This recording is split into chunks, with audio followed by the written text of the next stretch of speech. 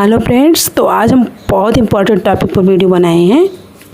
प्रधानमंत्री मातृत्व वंदना योजना का आवेदन ऑनलाइन करना है, तो उसमें आंगनबाड़ी कार्यकर्ताओं को क्या बेनिफिट मिलेगा और किसके थ्रू मिलेगा, यह सारी जानकारी हम आपको इस वीडियो में देंगे।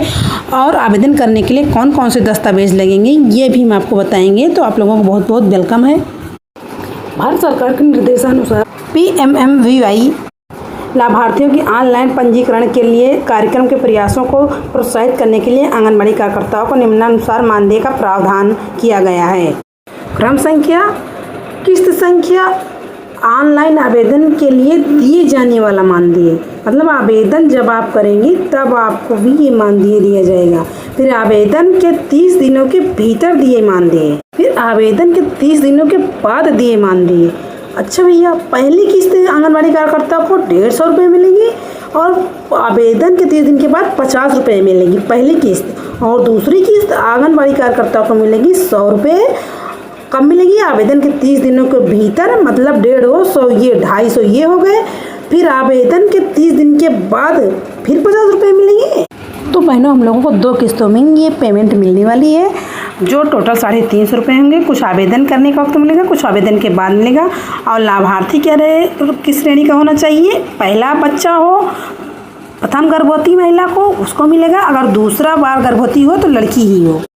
लाभार्थियों द्वारा स्व पंजीकरण की स्थिति में आंगनबाड़ी कार्यकर्ताओं को पंजीकरण की तारीख से 30 दिनों की अवधि के भीतर फील्ड स्तर सत्यापन के लिए राशि 150 रुपये तथा 30 दिनों के बाद फील्ड स्तर पर सत्यापन के लिए 50 रुपये दिए जाने का भी प्रावधान किया गया है। उपरोक्त मानदेय फार्म भरने की समय सीमा पर आधारित है। उक्त मानदेय की राशि आंगनबाड़ी कार्यकर्ताओं को उनके बैंक डाकघर खाते से लिंक कर DVD मोड पर लाभार्थी को PMY का लाभ मिलने के बाद ही दी होगी।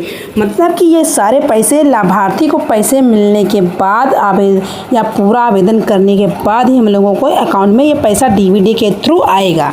तो बहनों, हमें ये लेटर मिला कहाँ से? जब ये आदेश पारित हुआ कि आंगनबाड़ी बहनें PMMY वाला कार्य करेंगी, उसी लेटर में था।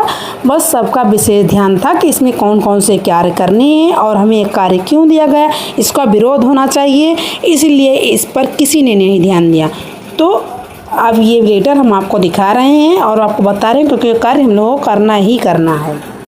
ये कोई अलग से लेटर नहीं निकला, बस उसी आदेश का एक पेज है जो हम आपको दिखा रहे हैं। क्योंकि हमने इसको पढ़ा तो ये हमें मिला, तो हमें लगा कि हमें सबको ये जानकारी होनी चाहिए। बहनों, अगर पैसा मिलेगा तो अच्छा ही रहेगा। आवेदन करते समय लाभार्थी कौन कौन से दस्तावेज होना आवश्यक है? नंबर 1, जाति प्रमाण पत्र, दिव्यांगता प्रमाण पत्र, BPL कार्ड, आयुष्मान कार्ड, ई श्रम कार्ड, किसान सम्मान निधि संबंधित दस्तावेज, मनरेगा जॉब कार्ड, आय प्रमाण पत्र, आंगनबाड़ी कार्यकर्ती सहायिका एवं आशा संबंधित विभाग द्वारा जारी दस्तावेज, केंद्र सरकार द्वारा निर्धारित की गई कोई अन्य श्रेणी की भी दस्तावेज लग सकते हैं। अब ये सारे दस्तावेज हो गए प्रेग्नेंट वुमेन के।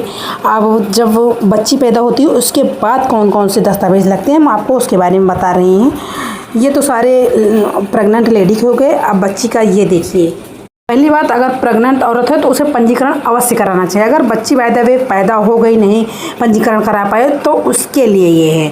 तो प्रथम श्रेणी की रहेगी बच्ची की फ़ोटो, जन्म प्रमाण पत्र की संख्या लिखी जाती है, लेकिन जन्म प्रमाण पत्र अगर आपके पास होगा तो वो भी हो जाएगा। द्वितीय श्रेणी रहेगी बच्ची की फ़ोटो और वैक्सीन का प्रमाण पत्र। और तृतीय श्रेणी या चतुर्थ श्रेणी रहेगी बच्ची की फ़ोटो। और सारी जानकारी बहनों आप लोगों को पता ही है। तो ये जो दिख रहा है ये तो आप सबके ग्रुप पर शेयर ही हो चुका होगा। वीडियो देखने के लिए आप लोगों को बहुत बहुत धन्यवाद।